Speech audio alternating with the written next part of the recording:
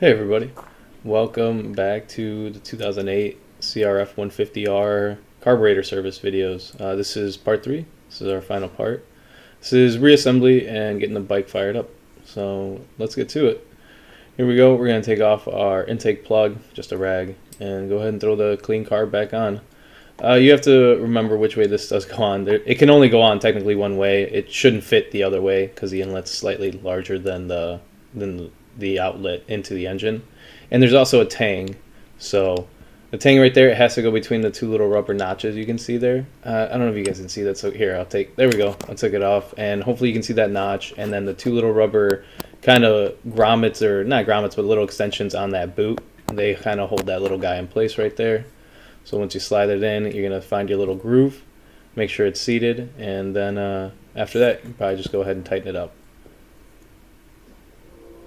Alright, let's run our vacuum lines and our fuel drain line.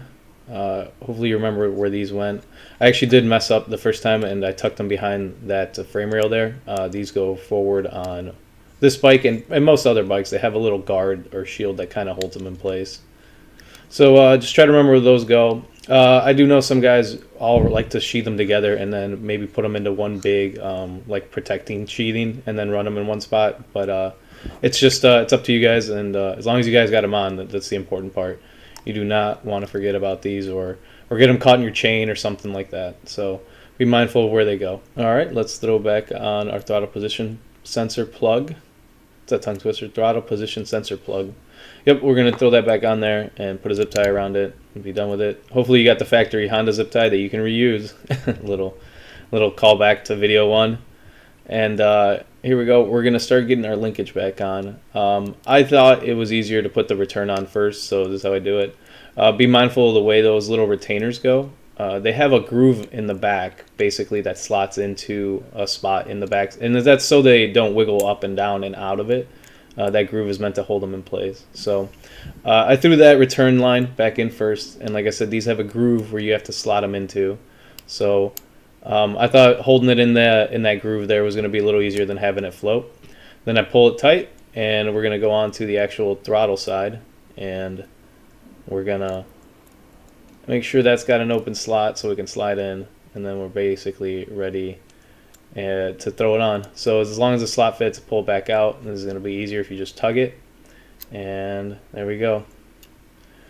And it was a long day, guys. I had actually forgot that earlier I had noticed that it was getting gummy, and I was hoping it was honestly going to just be the carb, and then that would clean it up. But here I come to realize pretty much right away is it's got a little bit of an issue still. Yep. It's not. No, it's definitely more than the carb being gummed up or stuck. That's not good. All right, well, let me double check it. Maybe I didn't adjust these correctly. So let me just get the adjustment closer on these, and we're gonna check it one more time. Maybe it is the lines getting stuck in there. Oh, went too far. You can see it pulling the throttle open. Nope, that didn't fix it. All right, we got to do it right. This isn't good. So I don't want my throttle sticking or hanging open or doing something goofy I don't like. Yeah, look at that. I still got to put my grips on. So you're going to laugh at me because there's no grips on there. But yeah, it's hanging. So that's not good. Let's take it off. Let's do it right. Basically, I have a little trick that I learned after years of working in basically professional go-kart racing and working on small engines and things like that can get pretty dirty. Any of these throttle line or throttle cables or return lines, anything that has a cable and a sheathing, it can definitely get gummed up over the years and just continuous use. I mean, it gets sticky and they're full of junk and dirt and mud. So basically, I figured out this little trick that I do, and like Motion Pro makes a special tool to do this stuff to lubricate your throttle cables and stuff. But this has been working for me for years, and I've used this from race cars or race karts to, well, obviously I'm going to be using this here on my dirt bike. So let me know what you guys think of this little trick, or if it even helps you guys. But either way, this is what I like to do. So yeah, right there you can see it's binding. It's not good. It's not returning. It's like, yeah, it looks even like dirty at the bottom there. So here we go. We get out my favorite sauce, and we're gonna spray the cable down with WD. And not just the cable, we're gonna also try to shoot the WD into it. So this is done. Here is my little method. I cup it, the sheath, around basically my hand and make a little puddle that it can drain into, and then I just work that line back and forth 100 times. And here you'll see how many times I probably did this. I was doing this for a while. I wanted to make sure it was right. I would hate to think that my throttle could stick at any time. And you know, obviously you should, a seasoned rider should know that you should, you know, slam the throttle forward. But this is a safety measure, guys. Don't put your life at risk just by, you know, foregoing another 15 to 30 minutes of work. It's not worth it. So yeah, here we're gonna see how many times I did this, and yeah, there we go. It's like 3, 4, a couple times. I'm pretty sure I edited more out. But remember, in between all this, blow it out, hit it inside that little sheathing with your blowgun, and then just work this guy back and forth. Here I blow it, and you can actually see it dripping out of the bottom. That's how much WD I've shot through this thing. That's the point. I want to make sure this guy, yep, work it back and forth from both sides. And we want to make sure this guy is pretty much ready to go and not going to give us any issues. Reassembly on the throttle. This is kind of you almost wish you had an extra hand doing this, but you know, just take your time with this part. Also, don't bind your cable in there. Also, guys, don't forget your lubricating grease. You saw me put some axle grease on there real quick. Do put something in there at least to make sure the cable doesn't rub. I throw it into one side. I kind of loop it around and get it close, and then I will pull the bottom cable down to bring the tension kind of into it. It will flip the handle, don't worry. Flip your handle back down. Get your other cable kind of lined up in there. Go ahead, put it in the groove. Pull your cable if you need to. Adjust them and tug them as you need. And then once you're good, don't let it pop out. Oh, there you go. See, it pops out. Hold it in place, and then make sure it's got some tension there. All right, grab your other throttle clamshell or part or whatever sheath they call this, and we're going to go ahead and screw our throttle cable right into it. I pretty much snug those up, I think, at this point, while taking the tension out of the line, because if not, they'll want to curl up in there and kind of hold you back from getting it right. Yeah, sometimes if it isn't right, guys, and it doesn't feel right, take it off. Double check your work. Make sure you look at it, and you know it's gonna have to be very smooth and no binds or no issues. So after that, after you're all good, and it's basically gonna fall back together, go ahead and stick your little bolts back in, and we're gonna tighten those up right now.